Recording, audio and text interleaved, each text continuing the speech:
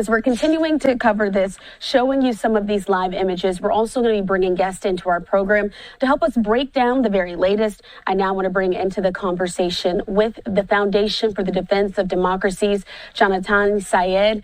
Janatan, thanks so much for being with us here on Live Now. It's a pleasure to be with you.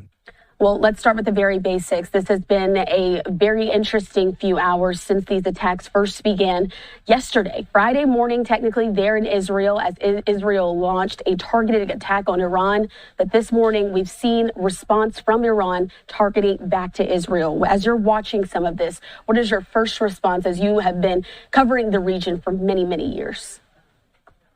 I think we were predicting Iran to take more time re-strategizing, given that their military leadership has been effectively decapitated and their ballistic missile stockpiles have been destroyed. The anticipation was that Iran would have to recalibrate its strategy, but they immediately moved forward with the retaliation. Now, the key term is what the Israeli defense minister referenced, which is Iran's attacking civilians across Israel, which warrants even a firmer response from Israel. And as we predicted as well, when it comes to targeting Iranian nuclear infrastructure and ballistic missiles, this is not a one-time, one-evening campaign. This is going to perhaps go long, arguably maybe even weeks. So what we're about to see probably is Israel to again respond to Iran targeting civilian infrastructure across the country.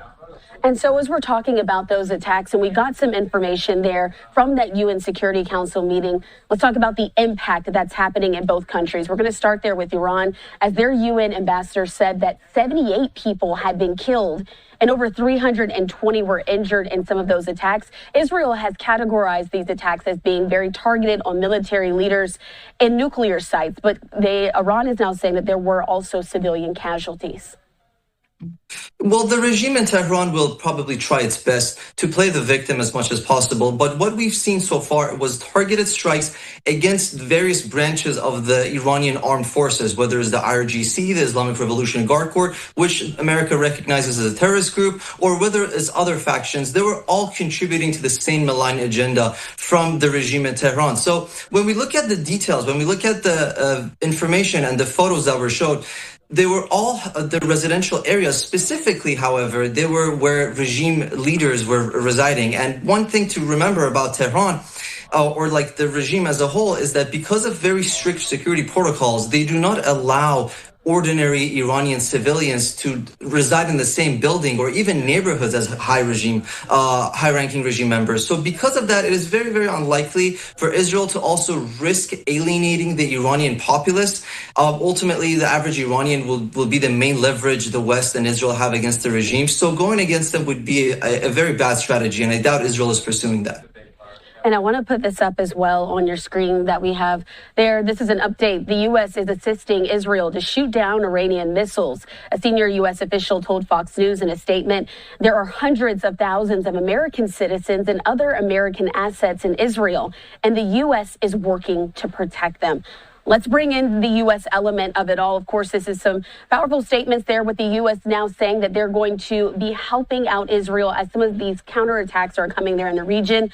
Was this expected? Is this typically how the relationship goes between our two countries? It certainly does when it comes to a shared threat. And the Iranian threat has always been shared, not just by Israel and America, but also our allies in the region. Saudi Arabia, Kuwait, and Jordan have always helped Israel to intercept Iranian missiles. And I think recently the French president, also Macron, mentioned that he is willing to aid Israel in safeguarding the country against the Iranian threat. So as we look at the IAEA resolution that was passed against Tehran, and as we see these developments in the UN, it's again a reminder that the Iranian threat is not just unique to either Israel or the Iranian people. It is something that is shared. And this, every time there's an escalation, is an opportunity for further cooperation between, not Israel and America, but perhaps Jordan, Saudi Arabia, and other Persian Gulf allies. And so also I want to talk about the fact that there was supposed to be a meeting. It was going to be on Sunday, held in Amman, to talk about Iran's growing nuclear threat there in the region. Doesn't look like that's going to happen at this point, but you just mentioned the fact that other countries in the region are also involved and affected by this conflict. How do we expect them to respond as well? Well, for the longest time, other regional countries, primarily Saudi Arabia, was very against further diplomatically engaging the regime in Tehran. But as time has gone on, they've vowed to de-escalate a little bit more, and they've tried to remain in the sidelines when it comes to any form of direct confrontation between either Washington and Iran or Jerusalem and Iran. But what you mentioned, a very key point, which was the negotiations probably not getting pursued no longer. But the reason behind that is because they were practically always at a gridlock. Washington and Tehran never managed to navigate the issue of enrichment. Washington kept pursuing full dismantlement of Iran's nuclear program, and the regime in Tehran did not back down. So there was no fruitful results coming from those negotiations either. And so as we're continuing to look at some of the aftermath of these strikes there in the region, I want to continue to talk about the international factor that plays such a huge role here as well. According to the Associated Press, Russian President Vladimir Putin urged de-escalation during his separate calls with the leaders of both Israel and Iran earlier today. To Iran, apparently, Putin says that he condemned the Israeli strikes and offered condolences for the casualties, including civilians, according to the Kremlin. But in his conversation with Netanyahu, Putin said the Iranian nuclear issue should be solved, quote, exclusively through political and diplomatic means, urging both sides to return to negotiations, even offering to mediate. As you're hearing those responses from the Russian President Vladimir Putin, it's been such a huge conflict that he's also dealing with outside of this, now making his comments on this situation known as well. So the key term when it comes to thinking about the relationship between Moscow and Tehran would be the weapons trade. So Moscow has long relied, especially increasingly in the last couple of years, on Iranian weaponry, specifically ballistic missiles and drones to target Ukrainian civilian infrastructure as well as military.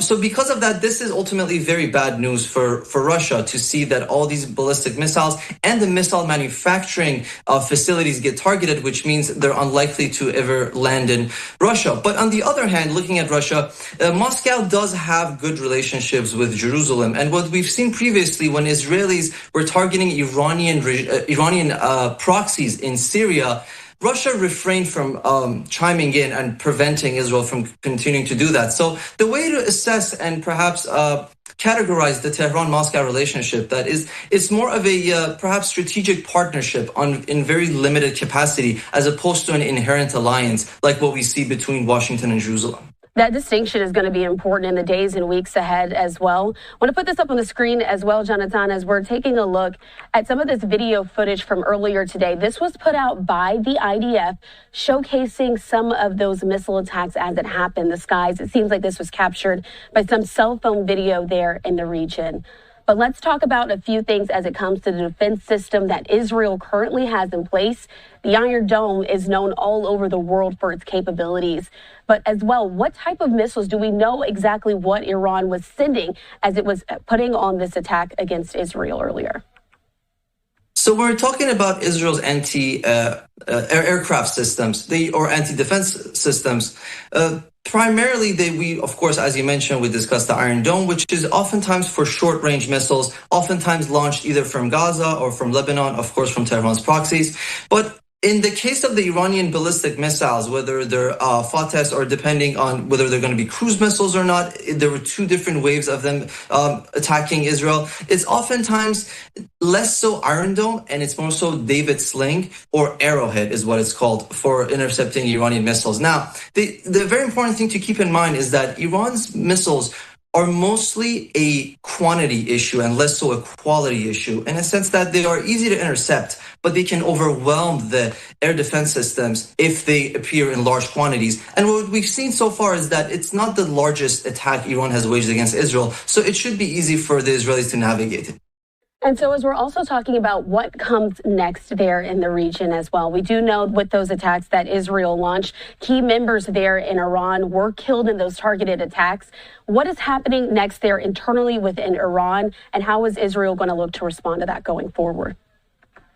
It specifically comes down to the Islamic Republic's supreme leader, Khamenei himself, because effectively he's the only main senior person who still remains there. And that is perhaps the Israeli strategy. But now they have to develop a new generation of leaders. So these people that were assassinated by Israel, these are veterans who fought in the Iran-Iraq war in the 80s, who fought in Syria more recently. And with them disappearing, that diminishes the Islamic Republic's military capabilities and specifically strategy. That's one angle. From another perspective, there would be faction infighting. They will try to different elements within the regime will definitely try to dominate the political apparatus to the best of their ability. So we're going to see a bit more friction there. It's also important to keep in mind, even the supreme leader himself is very old and there's no succession plan for him to be replaced. And that's going to be another challenge now with everybody gone for the Islamic Republic to really narrow down their survival strategy as the years go on. And so we've been continuing to watch this as it's happening, replaying some of that video ongoing. I have to ask you before I let you go, Janatan, do we believe that this is going to continue on into the overnight hours tonight? Should we be on the lookout for any of those continued attacks? It is likely for us to witness more. Iran perhaps might be out of ballistic missiles and they're probably stockpiling them for another future use in a more dangerous scenario. But Israel has vowed to respond to Iranian attacks against civilian infrastructure. So it's very likely for them to follow through on that threat. And as they say, to get the snake's head in Tehran and quote unquote finish the job, depending what that would mean for in the Israeli perspective against the Islamic Republic. And then again, we're going to continue to watch as these updates go on. Also, before I let you go, just add one more question for you here. We do know that President Trump earlier told Axios that he believes Israel's massive strike likely improved the chances of a U.S.-Iran nuclear agreement. When we're still talking about foreign policy, what the aftermath will be. What are your thoughts there as President Trump is saying that? When we say nuclear agreement, the issue at hand was, again, talking about centrifuges, details that were related to the nuclear sites. Now, with these nuclear sites allegedly destroyed, the question is, what would they be trying to negotiate on? But ultimately, I think the way that Israel perceives the situation, and so does Washington, is that the supreme leader is still alive. So he has an opportunity to de-escalate to save his own regime. Basically, the signal that he's receiving from the West is that if you do not pursue de-escalation with us, it is very unlikely for you also to be eliminated. So the ball has been in Tehran's court for a while. It's a matter of whether he's willing to de-escalate or whether he's going to pursue his aggressive rhetoric. All right, and it will certainly be something that we continue to watch here on Live Now from Fox, again, with the Foundation for the Defense of Democracies, Janatan Sayeh, helping us to break down the very latest. We truly appreciate you for joining us here on Live Now. Thank you for having me. All right, wanted to make sure that we're continuing to get these updates to you as they're coming into our newsroom. Again, with the situation being so fluid there in the Middle East, things are going to be constantly changing on a dime, and we're going to continue to bring you